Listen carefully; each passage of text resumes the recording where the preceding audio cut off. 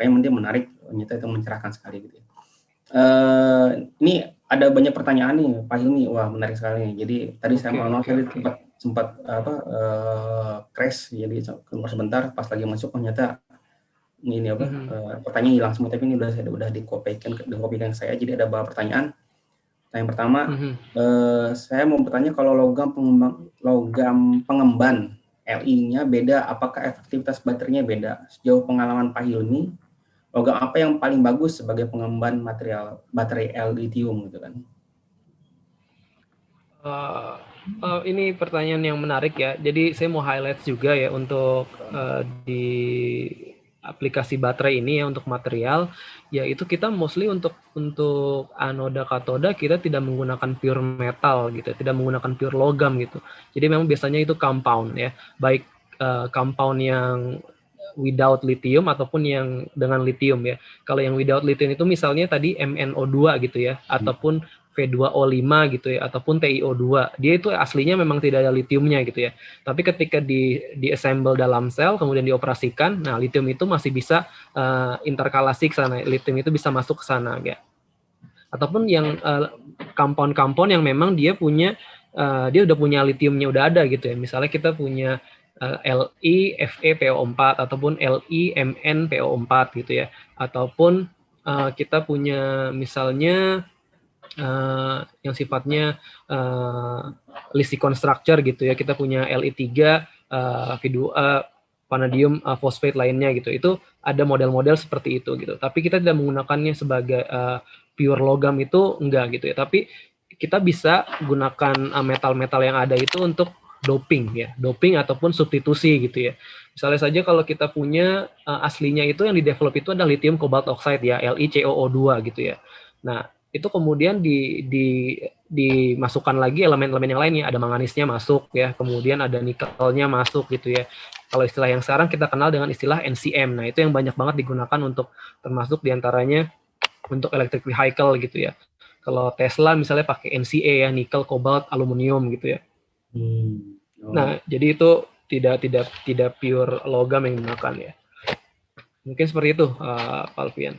Ya. Tapi memang maka itu kita perlu lihat dari pure materialnya apa, kemudian kita tes kira-kira ada yang bisa diimprove apa enggak gitu. Biasanya memang banyak yang masih bisa diimprove ya selain yang pure materialnya gitu ya. Baik secara tadi substitusinya ataupun kemudian coatingnya ya, itu juga coating juga banyak banget berpengaruh ya. Dan apalagi kalau yang sekarang udah banyak banget yang pakai CNT ataupun pakai grafin ya, itu material-material yang tadinya memang konduktivitasnya rendah itu dibikin kompositnya dengan grafin CNT ataupun nanotube dan lain-lain, itu bisa improvementnya sangat tinggi banget gitu. Oke, mungkin itu Pak Alfian. Menarik. Nah, kalau pengalaman Pak Hilmi sendiri ya, saya kan nih di Indonesia juga lagi hebohan nih gitu kan, baterai itu gitu. Sampai apalagi yang karena kita punya kandungan baterai yang cukup banyak ya di Sulawesi ya. Jadi, ada kandungan nikel di situ, jadi sampai di endorse sama Pak Menteri Luar Biasa Panjaitan bahwa kita akan menjadi sumber yang utama dan juga mungkin pusatnya yang utama mengenai baterai nikel gitu kan. Nah, kalau pengalaman Pak Hilmi sendiri, saya dari mulai riset itu ya sampai akhirnya jadi sampai ke saya yakin sih nggak mungkin langsung ke komersialisasi, itu perlu ada bridging-nya ya antara lab dan juga dengan kampus dengan industri. Biasanya emang kalau tahu saya kan biasanya kalau di Korea itu emang erat kaitannya ya dengan industri ya. Jadi industrinya emang turun sendiri ke kampus. Nah, kalau menurut Pak Hilmi itu biasanya dari mulai riset sampai akhirnya jadi komersialisasi berapa lama tuh? Ya.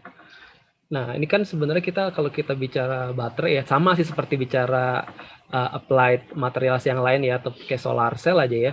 Orang ada yang risetnya di solar absorbernya aja, ada yang risetnya di buffer layernya aja gitu ya. Ada yang risetnya bagaimana mengoptimasi semuanya gitu ya. Nah, sama di dunia baterai juga ini seperti itu gitu. Ada orang-orang yang fokusnya di anodanya, ada pun yang di katodanya. Kalau mau sebagai gambaran aja ya, kita mau lihat pengembangan bagaimana lithium ion battery itu Profesor Goodenough itu misalnya saja LCO-nya ya, lithium cobalt oxide, Jadi ketika pertama kali ditemukan oleh Profesor Whittingham ya, baterai lithium ion itu untuk TiS2 ya. Itu untuk TiS2 itu tahun 70-an. Tahun 70-an. Nah, kemudian Profesor Goodenough itu karena tertarik ke sana akhirnya sempat juga mampir ke beberapa kampus sana sini gitu ya. Akhirnya di-develop lah LCO ya. LCO itu juga sekitar tahun 80-an ya. Itu masih belum bisa terkomersialisasi tuh karena masih problem di anodanya seperti apa gitu. Ya, saat itu masih pakainya lithium metal. Akhirnya Akira Yoshino ya, Profesor Akira Yoshino yang dapat Nobel juga, itu mereka bertiga dapat Nobel ya. Itu tahun 90-an juga gitu. Kemudian elektrolitnya juga belum ketemu tuh. Nah, itu ada lagi juga yang dapat Nobel ya, tapi karena penemuan elektrolitnya itu temennya Profesor Akira Yoshino juga, dan akhirnya pada tahun 91 itu Sony buat pertama kalinya mengkomersialisasi loh ya lithium ion battery itu. 20 tahunan. Jadi kalau nah itu kalau bisa kita lihat itu seperti itu ya gambarannya Alfian ya. Nah, tapi kalau sekarang yang sudah kalau kita lihat kan emang lithium ion battery itu istilahnya teknologi readiness levelnya ya sudah 9 gitu ya. Istilahnya itu sudah established banget ya. Istilahnya kalau mau beli elektrolit yang komersial sekarang juga udah ada gitu ya. Kemudian mau beli lithium metalnya juga ada. Kalau mau beli bahkan kalau mau beli katodanya itu juga udah ada gitu ya. Kalau di Cina ataupun di Cina itu ada namanya Cattle ya, perusahaan namanya Cattle. Kemudian di Korea ada Samsung, ada LG Chemical ya. Kemudian di Jepang itu ada Panasonic gitu ya. Itu mereka juga jual itunya tuh Pak, elektrodanya, dan itu banyak nyuplai ke Tesla gitu ya. Tesla itu juga nyuplai katodanya, bahkan nyuplai udah nerima juga, udah langsung bentuk sel-selnya langsung gitu ya, dan tinggal di-assemble saja gitu ya. Nah, istilahnya itu kalau kita istilahnya ya Pak, kalau kita semuanya kita procure semua ya, kemudian kita assemble sendiri ya, itu belum tentu langsung jadi juga Pak ya. Jadi buat assemblingnya itu juga perlu teknik sendiri gitu ya. Bahkan kalau beberapa lab baterai itu dia punya, misalnya dia punya glove box ya buat assemble baterainya di sana gitu ya. Tapi itu performanya bisa nggak terlalu oke juga. Nah, itu perlu yang namanya dry room lagi ya, bagaimana humidity-nya di ruangan itu sangat dikontrol banget di sana. Nah, jadi sampai ke sana aja untuk assemble aja itu belum tentu juga langsung cakep gitu ya. Nah, apalagi kalau kita mau dari awal gitu ya, kita dari sintesisnya. Misalnya saja kita punya komposisinya lah, udah punya komposisinya, konsentrasi sekian-sekian, kemudian kita coba sintesis, itu juga perlu banyak experience di sana gitu ya. Tapi kalau emang semua udah kolaborasi, misalnya tadi istilahnya Indonesia banyak banget sumber nikelnya gitu ya. Kemudian udah banyak perusahaan-perusahaan yang udah established, istilahnya sini deh nikelnya kita olahin, mau jadi apa gitu kan, mau jadi apa gitu, mau jadi NCM nih, oke, ini jadi NCM gitu. Terus kemudian ada perusahaan lagi misalnya kan sama LG Energy Solution juga udah MOU tuh ya, dengar-dengar sih udah MOU juga walaupun masih non binding atau apa seperti itu ya MOU-nya. Nah, itu dia LG sendiri udah punya teknologi gitu ya. Kalau di dunia baterai ini paten di elektrodanya, di prosesnya, di selnya itu udah banyak banget, udah sangat banyak banget gitu ya. Termasuk Cattle dari Cina teknologinya, kemudian juga LG-nya ataupun Samsung itu udah banyak banget gitu ya. Jadi kalau emang perusahaan-perusahaan itu udah masuk ke Indonesia dan emang mau kolaborasi kerjasama, ya bisa jadi sangat cepat sih Pak, bisa lebih cepat gitu ya, karena memang teknologinya sudah ada. Tapi kalau kita emang mengolah sendiri gitu ya, mungkin Pak Alfian juga punya experience ya bagaimana ekstraksi nikel ataupun manganis gitu ya, itu kan juga bisa dilihat ya, misalnya dari impurities-nya seperti apa gitu ya. Kemudian apakah nanti ketika diolah menjadi MnO2-nya ya, itu apakah sudah benar-benar battery grade atau istilahnya masih banyak banget pengotornya, yang justru kalau ketika kita assemble menjadi elektroda itu justru malah performanya nggak bagus gitu. Ada aja yang seperti itu gitu. Nah, jadi memang ya saya kira sih kalau memang kolaborasinya bagus, kemudian teknologinya juga ada teknologi transfer di sana, ya tentunya bisa lebih cepat gitu ya. Dan Indonesia ya mudah-mudahan aja bisa mengambil banyak peran juga ya, tapi jangan sampai juga kita di apa ya, istilahnya kita disedot terus gitu ya. Iya. Iya. Ngabisin. Mungkin ya, menarik nih.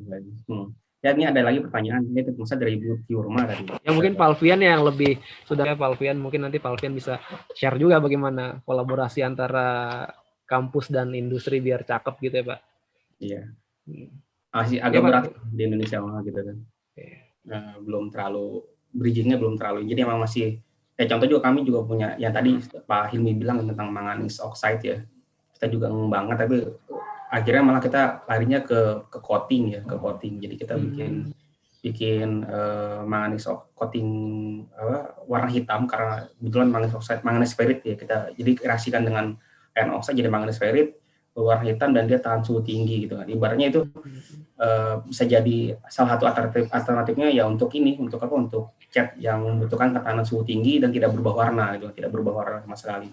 Nah, ya sampai sekarang cuma mentok sampai ya, ibaratnya dari kita bermitra dengan salah satu perusahaan BUMN di Indonesia gitu kan, kita uji di sana gitu, kita uji di sana dan itu dari 6 kategori lolos 4 kategori gitu kan, 2 kategori belum lolos. Jadi misalnya tinggal, nah tapi kita butuh bridging, memang butuh masukan dari mereka dan butuh pendanaan lebih lanjut.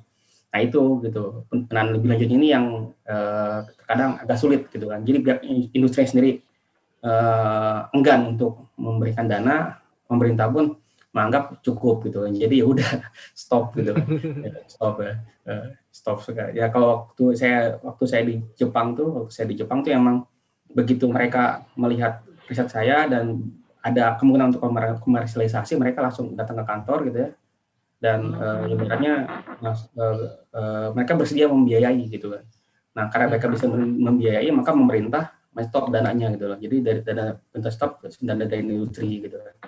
Yang sekarang akhirnya sama industri. Nah, itu yang mereka melihat itu penting gitu. Tapi di Indonesia memang masih agak ya belum ke arah sana, tapi mungkin mudah-mudahan insya Allah bisa ke arah sana secepatnya gitu.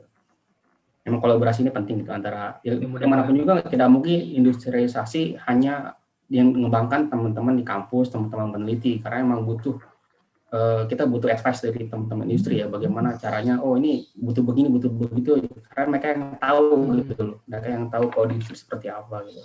Ya tadi seperti Pak Hilmi bilang kan, banyak kan kita masing-masing cuma ini doang gitu kan, ternyata kita butuh support dari ini, dari itu, dan sebagainya gitu kan, akhirnya bisa lengkap. Ya seperti itulah kira-kira kalau pengalaman kami di Indonesia ya. Ini ada lagi nih Pak Hilmi nih gitu kan. Apakah ini siap. Apakah ini sama inovasi yang di Jerman sekarang? Banyak alumni ITB dari Jerman begitu muji hasil baterai di sana, tapi tidak pernah bisa diaplikasikan di Indonesia karena tidak ada medium aplikasi di Indonesia gitu kan. Ya maksudnya apakah emang riset baterai di Indonesia itu memungkinkan? Intinya gitu, Pak Hilmi, mungkin seperti itulah ya. Saya sendiri pernah coba ya tracing ya teman-teman di Indonesia yang udah riset di baterai gitu ya. Mungkin sudah ada yang mulai sih emang Pak, dari awal sekitar tahun 2000-an tuh sudah ada yang mulai ke arah sana ya, walaupun sifatnya masih kecil gitu ya, tapi udah mulai ada yang ngebahas tentang itu gitu. Kemudian juga banyak sekali sekarang yang ngajuin funding misalnya dari LPDP atau Kedikti ya, yang ke arah energy storage itu saya lihat sudah mulai semakin banyak ya, tidak hanya baterai, tapi juga ada yang main di superkapasitor juga. Itu menurut saya sih itu udah perkembangan yang sangat luar biasa ya, bahkan di kampus-kampus Indonesia juga beberapa sudah ada yang memiliki laboratorium lithium ion sendiri gitu ya.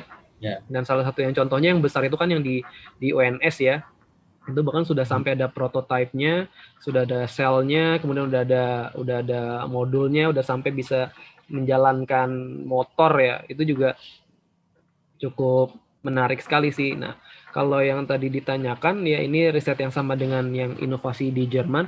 Kalau saya boleh komen ya, memang ada teman-teman beberapa peneliti di Jerman itu juga sudah mengimplementasi yang namanya riset menggunakan first principle calculation ya, DFT, kemudian juga machine learning untuk material science ya. Itu juga sudah banyak sekali di Jerman ya, contohnya di grup elektrochemistry-nya di Helmholtz ya, Helmholtz Zentrum sana itu juga sudah banyak ya, bahkan di Ulm ya, bahkan banyak profesor itu yang dari Jerman itu memang fokusnya adalah di lithium ion battery ya, pokoknya banyak top guy-nya juga ya. Bahkan kan kalau kita lihat masalah otomotif vehicle sendiri di Jerman itu ya termasuk rajanya ya Pak ya. Kita bisa lihat misalnya BMW lah, kemudian dan lain-lainnya. Itu bahkan di Eropa sendiri untuk mobil listrik BMW juga banyak yang ini marketnya juga sangat luar biasa sekali gitu ya. Nah, tapi kalau yang dimaksudkan di sini apa namanya tidak diaplikasikan di Indonesia, sebenarnya mungkin ya banyak tantangannya, memang banyak gitu ya, terutama dari regulasinya, kemudian bagaimana untuk policy untuk kerjasamanya seperti apa gitu ya.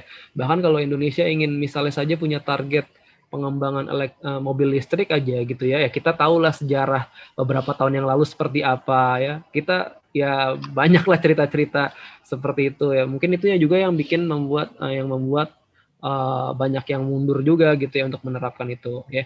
Bahkan kalau kita mau develop misalnya saja mobil listrik tadi ya, itu kan juga banyak infrastruktur yang perlu diperhatikan gitu kan. Kita tuh kadang kayak apa ya Pak, mungkin istilahnya apa ya, mungkin yang lebih halus apa ya, kayak latah apa gimana gitu ya Pak ya. Kadang kan kita nggak bisa langsung instan ikut-ikutan aja ya, apalagi namanya peralihan teknologi gitu. Kita butuh yang namanya transisi gitu ya. Jangan ngikutin timeline-nya negara-negara lain, misalnya di negara lain ini tahun sekian dia gimana gitu ya, padahal posisi saat ininya aja udah beda gitu ya. Kalau kita lihat aja sekarang misalnya charging station-nya Indonesia sekarang udah sampai mana gitu kan. Kemudian kita mau menjadi misalnya saja memiliki pabrik baterai terbesar di dunia gitu ya, dalam waktu yang sangat singkat banget gitu kan. Itu kan kalau kita lihat, singkat banget nih, mantap sekali ya. Kita juga berharap kalau dalam waktu singkat bisa seperti itu mah bagus gitu ya. Cuman kalau saya ngelihat ya, maksudnya secara istilahnya realistis ya, kita lihat yang sifatnya material-material yang lebih konvensional aja ya, itu Indonesia untuk mendevelop aja sampai sekarang masih istilahnya masih merangkak gitu ya Pak ya. Apalagi sifatnya material-material yang sifatnya advance seperti ini gitu ya, dengan komposisinya yang sangat beragam, kemudian bagaimana fabrikasinya yang sangat khusus sekali gitu. Jadi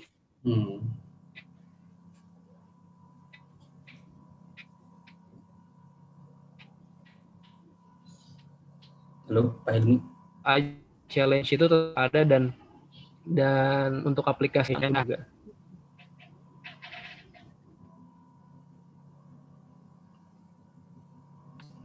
halo. Terus lagi ya. Nah ini udah Pak. Oke, mungkin saya stop videonya juga kali. Ya, nggak apa-apa. Siap. Ya, ke regulasinya, kemudian lihat kondisi Indonesia saat ini seperti apa gitu ya. Gila di sana gitu ya. Kan masyarakat juga perlu nerima gitu ya. Kalau masyarakatnya nggak nerima dan masyarakatnya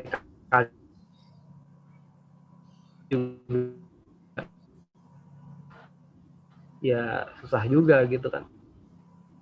Ya. Siap.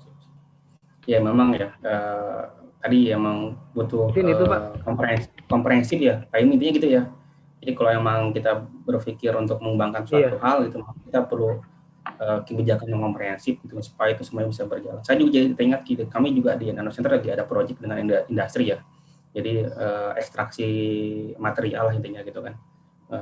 Dan itu bisa dibilang sebenarnya teknologi lama ya, Ternyata pas lagi sampai akhirnya bikin pabrik itu bisa dibilang nggak simpel gitu. Saya pun di awal mikirnya wah ini simpel nih gitu kan.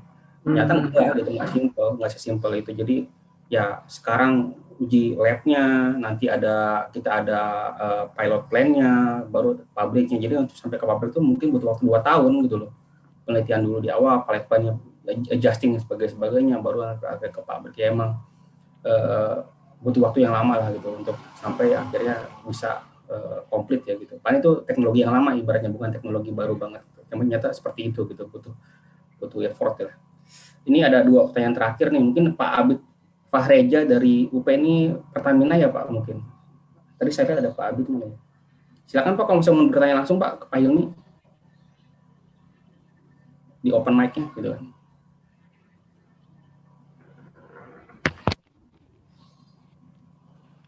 atau mau saya bacakan saja ya, boleh?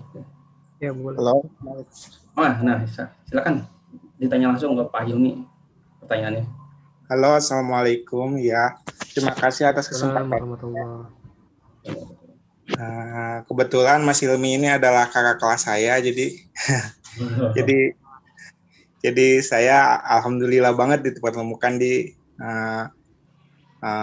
webinar kali ini. Sebenarnya saya ingin nanyakan, kebetulan penelitian saya tentang visible light sebenarnya.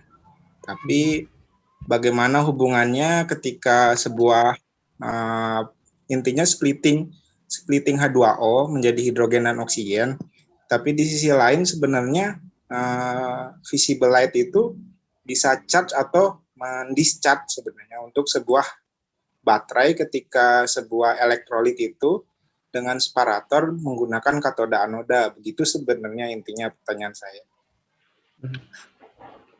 Baik Pak, kemudian yang kedua itu bagaimana perkembangan organik materialnya gitu. Karena kelebihan, saya kira kelebihan di Indonesia itu begitu beragam organik material yang sebenarnya kebanyakan bisa kita makan atau kita minum gitu. Tapi di sisi lain penelitian saya menggunakan organik material ini untuk mensplitting maupun menjadikan itu mengeluarkan sebuah beda potensial ataupun arus listrik gitu. Sehingga sebenarnya bagaimana hubungannya bagaimana perkembangannya organik material dalam penelitian baterai maupun baterai dengan visible light-nya. Baik, terima kasih. Saya kembalikan. Assalamualaikum warahmatullahi wabarakatuh. Waalaikumsalam warahmatullahi wabarakatuh. Silakan Pak Hilmi. Siap. Assalamualaikum nih Reza ya. Ini Pak adik angkatan di waktu SMA ini. Oh, keren. Mungkin terkait dengan risetnya mungkin saya tidak bisa komentar banyak ya. Saya lebih concern kepada organik materialnya ya. Jadi di dunia baterai sendiri itu memang banyak juga dikembangkan ya organic electrode ya. Emang Indonesia tuh banyak banget kan ininya ya. Ya sumber dayanya ya. Organik materialnya gitu dan saya lihat juga beberapa proyek-proyek yang diajukan pada misalnya ke Dikti kemana gitu ya, itu memang juga banyak yang propose riset elektrod yang berdasarkan organik material gitu. Nah di dunia baterai pun sama gitu ya, baik yang aqueous ataupun non aqueous, yaitu banyak dipakai untuk katodanya itu juga banyak gitu ya, organik materialnya gitu ya. Nah jadi walaupun selain grafin ya banyak banget material-material yang organik material lainnya yang digunakan gitu ya.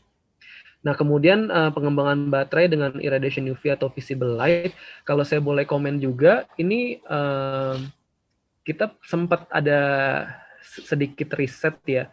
Ini kita melakukan sintesis materialnya dengan sinar matahari gitu ya. Itu istilahnya kita bikin solar konsentratornya, kemudian itu kita bisa reaksikan ya materialnya dengan menggunakan energi tadi dari cahaya matahari, dan itu kita juga berhasil mendevelop katoda materialnya gitu. Jadi bisa sih kayak kita bisa kita bisa lakukan riset ya teknologi seperti itu ya untuk istilahnya kalau ingin involve di dunia baterai juga gitu ya. Tapi kalau emang tadi fokusnya di organik material ya, itu bisa main tadi di katodanya ataupun kalau mau main di elektrolitnya gitu ya. Di elektrolitnya itu organik material tuh banyak banget dipakai gitu ya. Jadi bisa ngembangin ke sana bagaimana meningkatkan potensial window-nya gitu ya. Kemudian tahan pada temperatur sekian, yang lagi trending sekarang itu buat organik elektrolitnya itu istilahnya sekarang anti flammable ya. Jadi memang dia tahan terbakar ya. Jadi terekspos macam-macam bahkan dibakar ya. Itu dia diberikan flame reductant gitu ya. Itu bisa api itu jadinya baterai itu nggak jadi terbakar, nggak jadi meleduk gitu ya. Jadi itu bisa riset di sana juga buat concern buat safety-nya gitu. Mungkin itu Reza, Pak dan Pak Alfian yang bisa saya share. Masih mudah-mudahan menjawab ya. Ini terakhir nih dari Pak Parmono Adi Putra, IPB. Silakan Pak, bertanya langsung Pak. Open mic aja ke Pak Hilmi. Ya, terima kasih Pak Alfian. Biar lebih puas nanya. Mohon izin bertanya Pak Hilmi. Iya. Berkaitan dengan tadi Pak yang kurva dos pedos. Tadi Bapak sempat tampilkan kurva dos pedos itu. Saya lihat itu kan spinnya ada dua Pak ya, spin up dan spin down gitu Pak. Nah, saya coba lihat dan amati ketika mengkatoda itu banyak juga yang menggunakan spin up, spin down yang berarti paramagnetik itu Pak ya. Nah, kira-kira kalau dari sifat magnetiknya Pak untuk fungsional sebagai cathode material itu apakah yang lebih bagus itu nilai paramagnetiknya itu mendekati 0 atau kalau di eksperimen itu menggunakan VSM itu mendekati 0 Pak, yang nantinya bisa ke arah super paramagnetik atau mungkin malah sebaliknya Pak itu Pak, kalau dari sifat magnetiknya Pak, ketika emang kita ingin mengkontrol gitu Pak. Terus hubungannya satu lagi Pak, hubungannya kalau terhadap sifat katodanya itu nanti dihubungkan kemana Pak ya gitu? Gimana Pak yang terakhir? Ini hubungan daripada sifat paramagnetiknya ini kira-kira nanti dihubungkan terhadap performa misalkan charging atau recharging gitu Pak. Hubungannya ada nggak Pak ke sana Pak? Oke. Terima kasih Pak. Ya, sama-sama. Nah, kalau ini saya jujur aja nih Pak Alfian, ini udah pertanyaan kelas berat ya, kelas berat dan di luar skop saya sebenarnya nih Pak Parmono Adi Putro ya. Tapi saya ingin highlight yang pertama, tadi sempat dibahas tentang VSM ya, vibrating sample magnetometry itu kita sebenarnya di riset di baterai ya, khususnya di lab kita ya, kita bahkan belum pernah ya melakukan pengujian magnetic properties gitu ya. Walaupun pada dasarnya ya, kalau dari beberapa literatur yang saya sempat baca, ada beberapa lab-lab yang memang juga fokus di magnetic properties-nya gitu ya. Nah, kalau tadi Pak Parmono Adi melihat dari projected density of state-nya ya, kita lebih fokus bagaimana kita bisa mengurangi band gap-nya gitu Pak. Bagaimana kita bisa introduce misalnya beberapa impurity level di dekat Fermi levelnya gitu ya, sehingga kita bisa melihat terjadi improvement pada electrical properties-nya gitu. Nah, kalau kita lihat kita lebih concern kepada ini Pak ya, ketika kita misalnya saja kita punya sebuah baterai material ya Pak. Misalnya saja kita punya Mn ya, kita punya sebut saja MnO2 gitu kan. Di sana Mn itu dia memiliki oxidation state-nya dia 4+ gitu ya. Nah, kita concern kepada ketika lithium itu masuk ya, kalau kita lihat dari konfigurasi 3D orbitalnya ya, konfigurasi Mn4+-nya ketika lithium itu masuk menjadi Mn3+ ya, itu akan membuat konfigurasinya jadi unstable high spin gitu, dan itu akan berefek pada Jahn-Teller distortion ya. Nah, ketika terjadi Jahn-Teller distortion di sana, itu akan terjadi ekspansi z-axis-nya cukup signifikan gitu. Nah, sehingga baterai itu akan mengalami stress and strain yang cukup terasa gitulah istilahnya ya. Jadinya itu bisa mengurangi performance dari baterai gitu. Nah, kita banyak fokusnya ke sana gitu Pak. Tapi kalau untuk pengujian di sifat magnetik materialnya itu kita belum pernah sampai ke sana sih Pak gitu. Mungkin itu yang bisa saya sampaikan Pak Parmono Adi. Mungkin ada respon atau yang ingin disampaikan Pak, tambahannya? Ya baik Pak, mungkin sudah cukup Pak. Soalnya kemarin di grup di CMD IPB itu kita pengen coba mendesain material cathode Pak, dan itu berbasis nikel ion lithium gitu Pak. Nah, kemarin pada kasus tertentu kita coba ingin mengkondisikan sifat magnetiknya berdasarkan dos-pedos. Memang betul Pak, kalau emang kita biasanya kalau untuk kita di bidang komputasi base DFT itu memang kebanyakan dos-pedos itu kita arahkan nanti terhadap energi bandgap gitu Pak. Cuman dalam kondisi tertentu kita ingin bridging lagi ke belakang, breakdown lagi ke belakang, kira-kira ke arah sifat magnetiknya ini menunjukkan paramagnetiknya nanti ketika dalam kondisi eksperimen itu yang ingin kita ekspor itu apakah mengarah ke super paramagnetik atau sudah cukup ke nilai paramagnetik dalam kondisi berapa nilainya gitu Pak. Jadi kita pengen coba mengkondisikan supaya bisa diimplementasikan dalam eksperimen. Begitu Pak kira-kira gambarannya.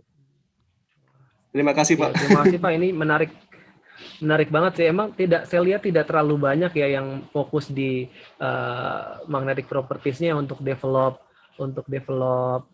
cathode material ya. Memang biasanya memang mainnya tuh kalau yang lab-lab magnet itu fokusnya memang banyak di kayak oxide-nya walaupun materialnya sama ya. Misal saja kita punya spinel gitu ya, spinel ZnMn2O4. Ya itu kan banyak banget digunakan riset buat teman-teman yang di riset grup magnet ya. Tapi kalau kita gunakan itu sebagai anode materialnya gitu ya. Dan kita lihat ternyata memang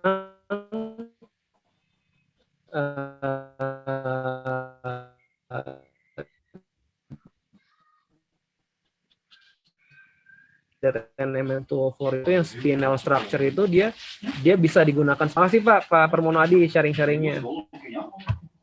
Mantap. Ya nggak kerasa ya, sudah hampir 5:30 gitu kan. 5:21. Jadi saya cukupkan diskusinya sampai sekarang masa ini. Jadi makasih Pak Ilmi, materinya luar biasa. Oh ya Pak Ilmi, ada nggak ya buku atau referensi misalkan machine learning and DFT for dummy gitu kan? Mungkin bisa. Saya lihat yang ada sih dengan ada buku DFT itu yang dengan bahasa sangat istilahnya bahasa untuk pemula itu ada Pak. Itu ditulis oleh profesor dari Korea, itu dari KIS ya. Kemudian juga banyak banget kalau menurut saya sih mendingan ikut ini Pak, ikut forum-forum dulu ya, komunitas-komunitas itu bisa memberikan beberapa simple discussion di sana dan contoh practical use-nya sih. Kalau untuk DFT, kalau untuk machine learning saya kira di Indonesia udah banyak banget Pak. Oke. Kayaknya saya tertarik juga nih. Di machine learning tuh, tapi yang main di materialnya itu yang belum banyak tuh Pak. Iya. Ingin ikut-ikutan main lah gitu, belajar dulu dari awal lagi gitu kan. Mantap. Ya, makasih ini pencerahannya gitu, luar biasa ini. Kalau buat saya pribadi wah ini mencerahkan ya, mencerahkan. Jadi kita capek-capek, saya bukan capek-capek, saya dulu harus beneran eksperimen yang banyak gitu ya, beribu-ribu. Saya juga kemarin ya banyak eksperimen saya lakukan, ternyata kalau kita bisa prediksi mungkin jadi lebih baik gitu kan. Saya cukupkan diskusinya sampai sekarang, saya kembalikan kepada host